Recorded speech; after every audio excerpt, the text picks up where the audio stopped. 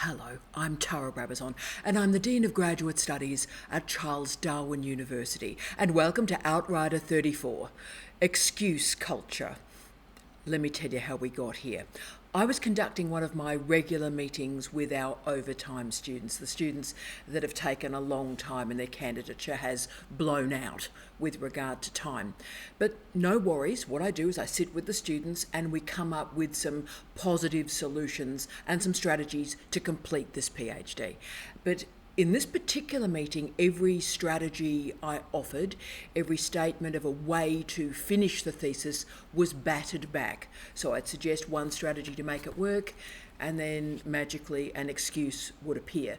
And this continued for 35 minutes. Here's a strategy, here's an excuse back, and that was the conversation. Now, what these excuses did is they blocked this student thinking about herself, her actions, her behaviour, and also her accountability for her life. In an office like mine, in an inbox, an email inbox like mine, excuses are the marinade of my daily life. I live in an excuse culture. And there are reasons for that. Excuses are completely rational and completely logical in a higher degree program because it's very, very painful to look at our current situation, to look at who we are and where we are and state, you know what, the behaviours, the actions, the patterns that I have configured have created my current situation.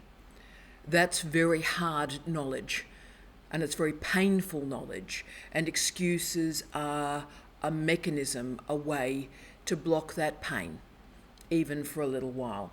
Because it's much easier to provide feedback for people who are not asking for it. So invariably when I'm wanting to talk about the student and their PhD, they're offering me feedback about other things and other people. It's easier to blame others.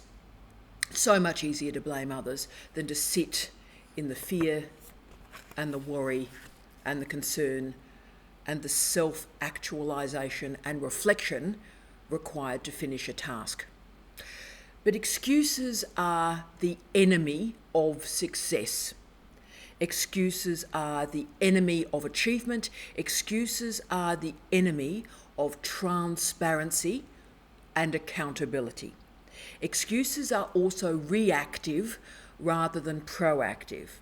Therefore, what I want to do today between all of us is discuss the consequences of an excuse culture on a doctoral program. And we're doing this for many reasons. We're reaching sort of the end of the calendar year, so we're moving into Christmas, and it's important that we reflect on who we are and what we've done to enable a reboot and a refashioning in the new year. So what we're going to talk about today are the key accountabilities. We're going to talk about what we have control over as humans, as researchers. And I begin with two questions for you. The first question: how are your excuses serving you? How are your excuses serving you? And the second question: what are you achieving through those excuses? Hard questions, I know. So often, excuses are blockages in the completion of a thesis. And what's happening is you've got a wall of excuses that you've created, and it's blocking the heat and the light and the transformation. Now, I wondered if this was a thing.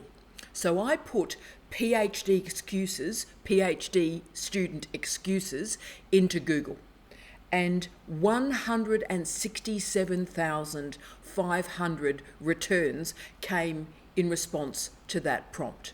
So this is clearly a thing.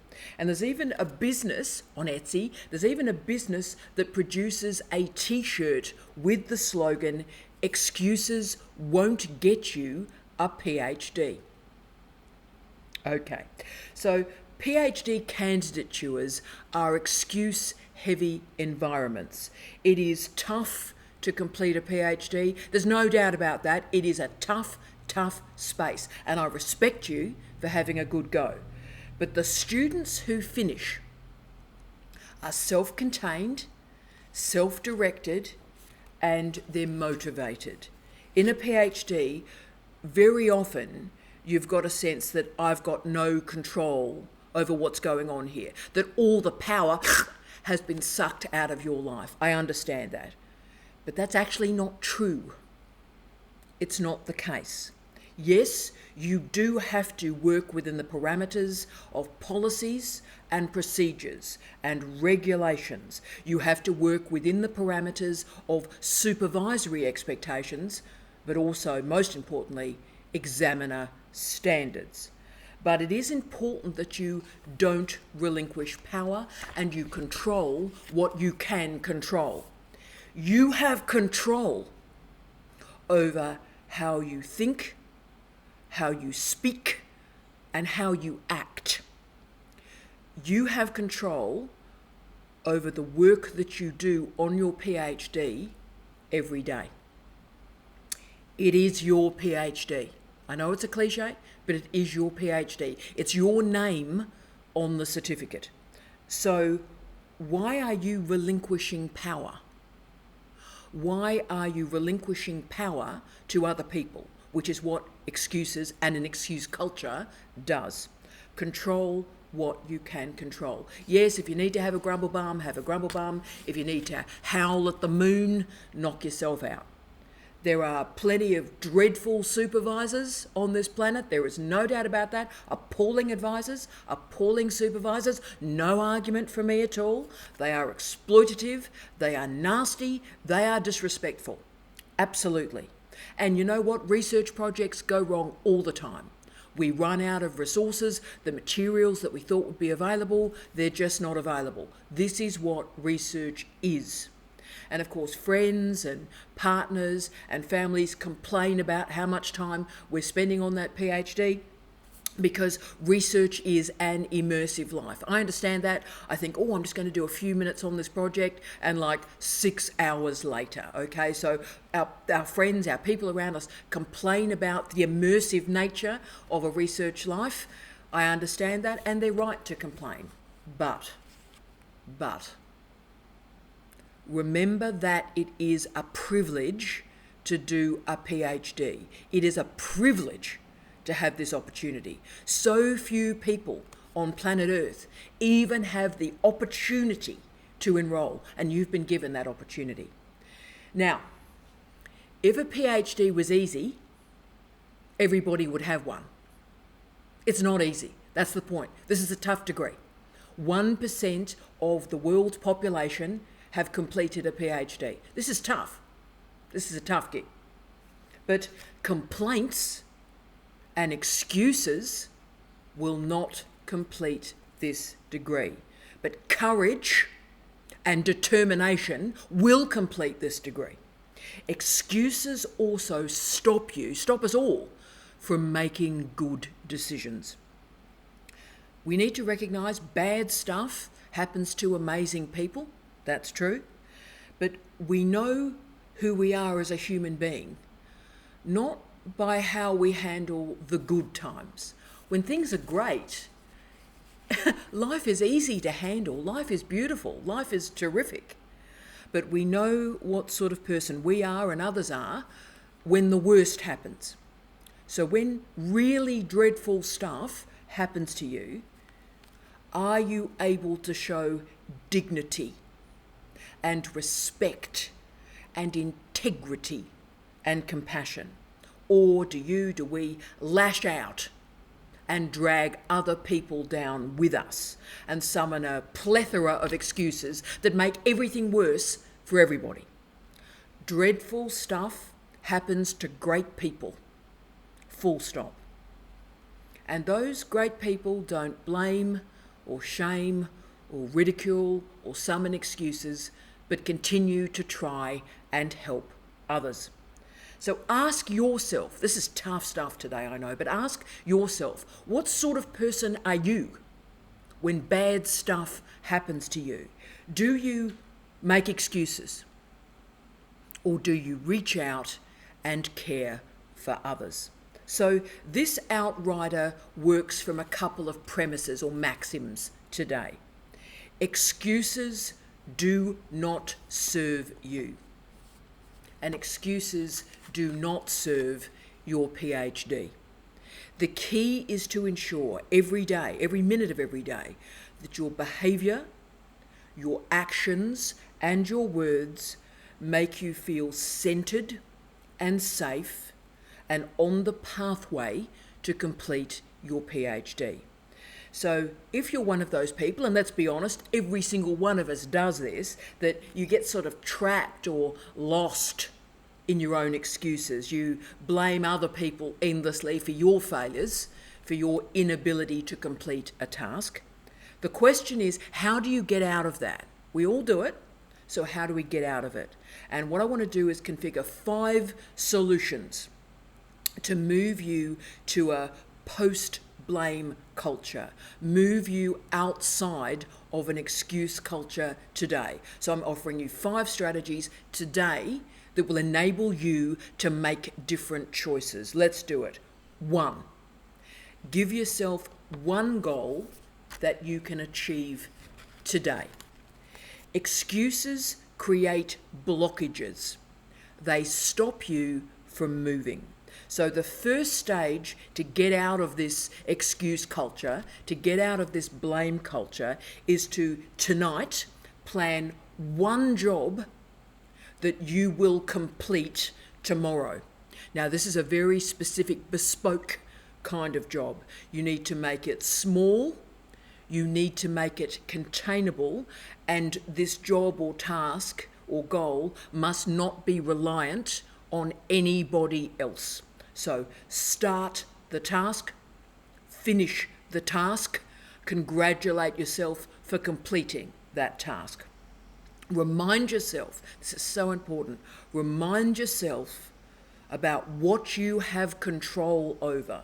Then give yourself a task, and then another task, and then another task, and finish each of those tasks, because you have control over them, you have control over yourself, you have control over your time. Gabrielle Macherat confirmed that, quote, "We are in charge of how we feel. We are in charge of how we respond in our environment. Therefore, select one goal and complete it. And that will therefore block the justifications, the excuses, the errors, the procrastination, the fear, the laziness." 2, stop excuses before you speak them. Crucial intervention, this one. Every time you feel yourself summoning an excuse, stop it at your lips. Stop yourself. Stop yourself vocalizing your disappointments onto other people. Focus on yourself and look in the mirror. Remind yourself. Say the words out loud. This is my responsibility. This is my thesis. This is my research. This is my PhD. Control what you can control. Yes, you can make excuses, but the time's really come for you to reflect on why you are making these excuses. Are you afraid to fail? That's cool. What we're trying to work out is what is being hidden or masked under these excuses. If you can locate what is under an excuse, that is powerful self-knowledge. As Karl Alosk argued, excuses block us from solutions.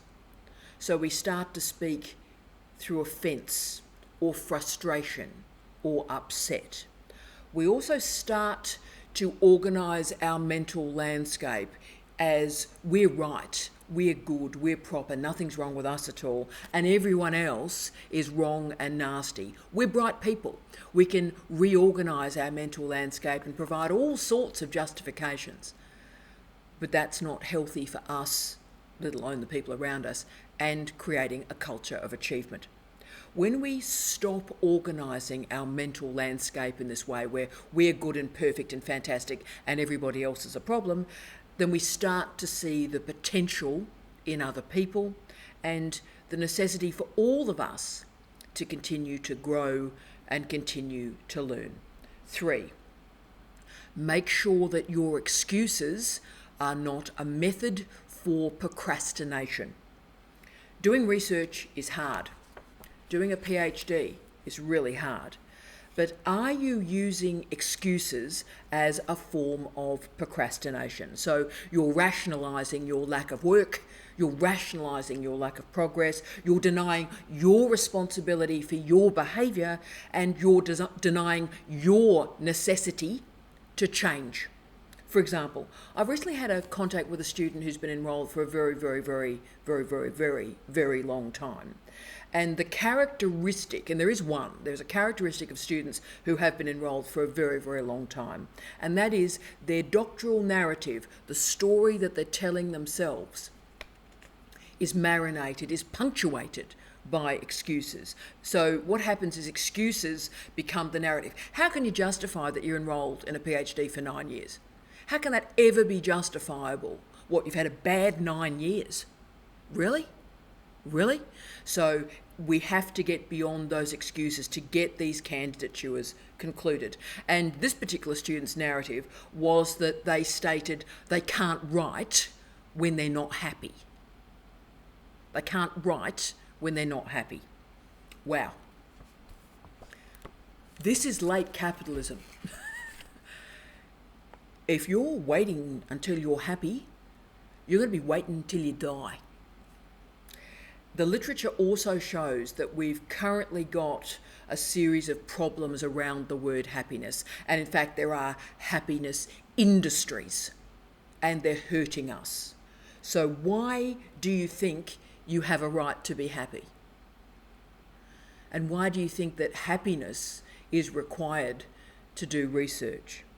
Actually, research requires discipline, precision, and clarity, not happiness.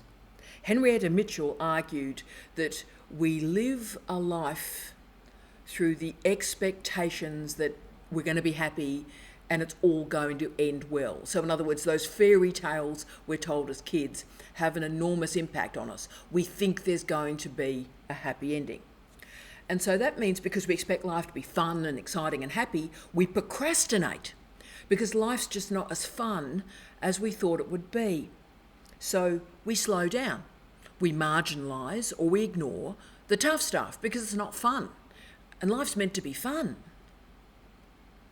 Actually, life's not pretty, life's not fun, life's not happy. It is tough, it is frightening, and it's difficult. And then you die. So if you're wanting to feel happy while you're doing your research, you will never do any research. The best research, and no one tells you this, the best research emerges from disappointments and failures. And of course, you look at all the Nobel Prize winners, it's the failures that often triggered the Nobel research, okay? And speaking of failures, 4, here we go, acknowledge failures. One of the reasons excuses emerge is we are conditioned to ignore or minimise failure. Probably comes when we're a kid. So something goes wrong and we know if we acknowledge it, mummy and daddy will be very cross at us. So we learn through primary and secondary socialisation that failures are a problem and there will be consequences if we acknowledge them, right? We always blame other people, so there are no consequences. You see how this culture is formed. But I changed my life a couple of decades ago, 20 years ago now, when I realised that when I admit a mistake, when I admit failure, the world didn't end. And in fact, the world improved. If you notice, I try to always be the first person in the room to acknowledge failure and acknowledge an error. And there are reasons for that, and this might be a useful strategy for you perhaps, so take it if it fits.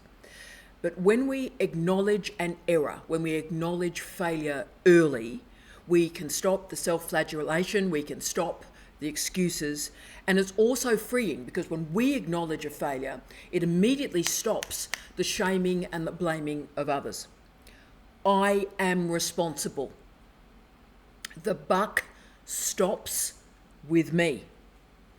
And what that acknowledgement does is it creates an immediate freedom that, you know what, we can now do something different. We can behave and act differently. So if we pretend that we haven't made an error, then we'll continue to blame others, make excuses, and we just waste time. We're bright people. We can rationalise just about anything. Give me 3 data points, I'll give you a story around them. Doesn't mean that it's true, but I can give you a story around them.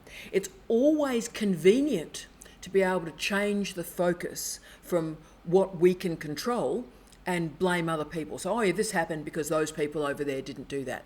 That makes us feel comfortable because we never have to look in the mirror. But instead, there's a power when we take responsibility.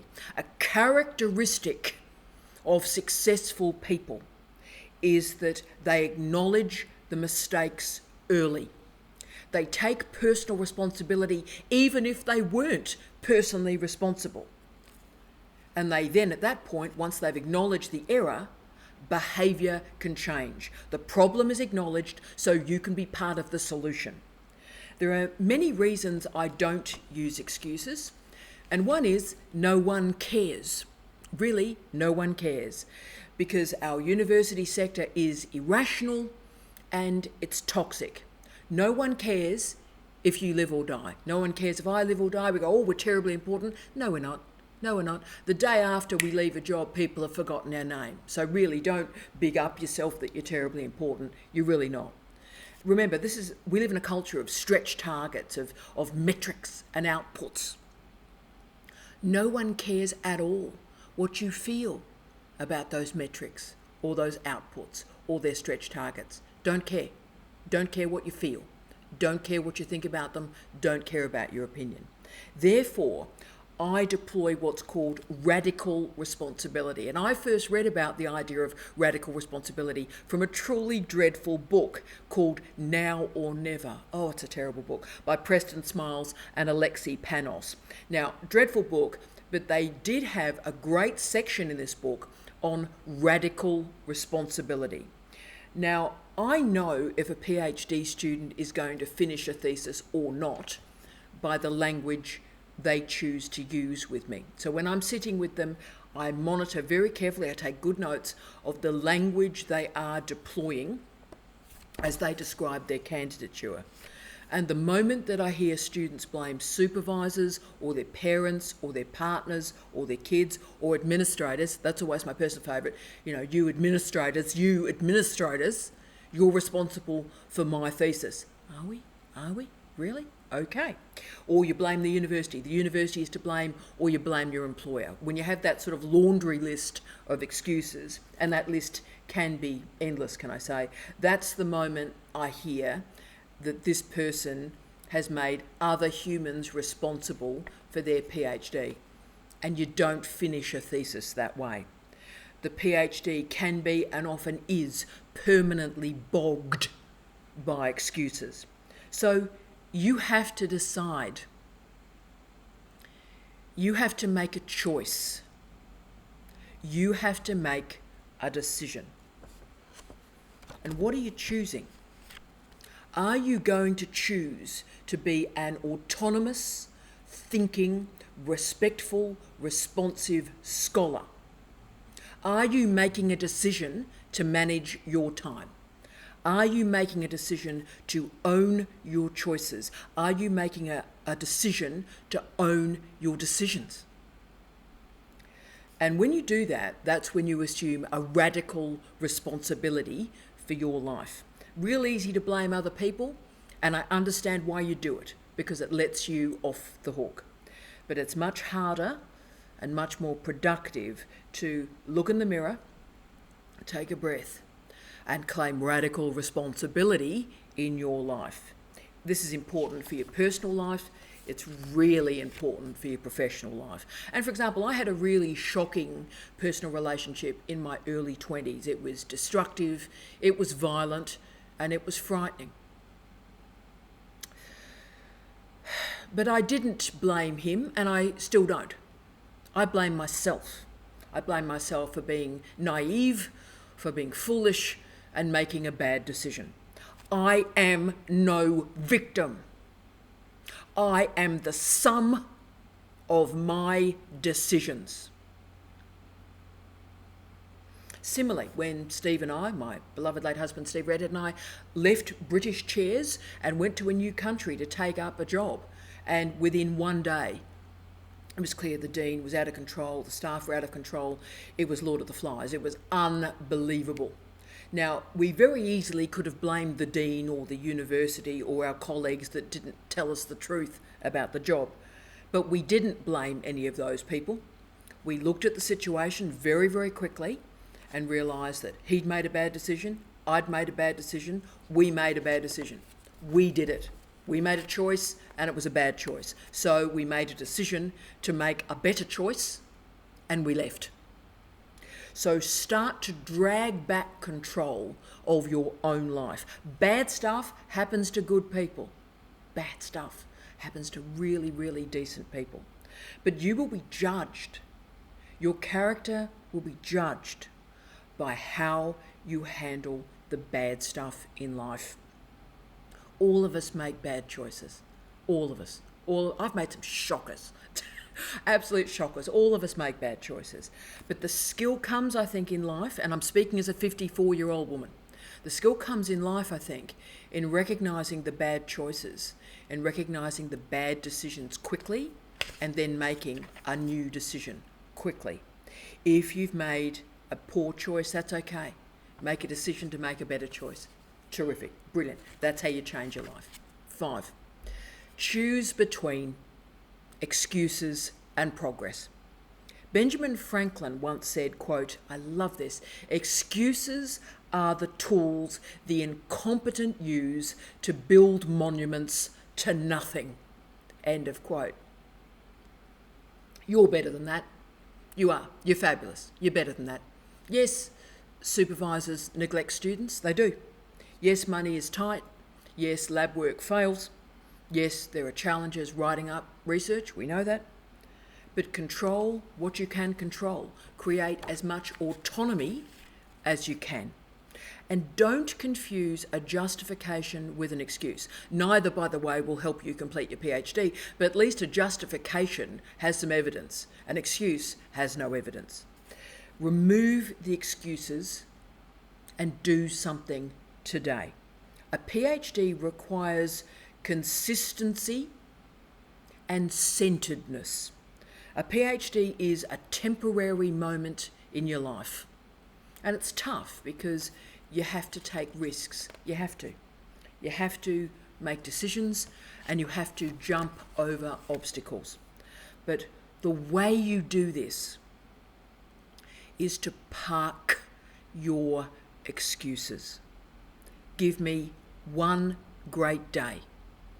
Then tomorrow morning, give me another great day. These daily actions and daily behaviours move us out of excuse culture and towards a reboot. I wish you love, light, and peace.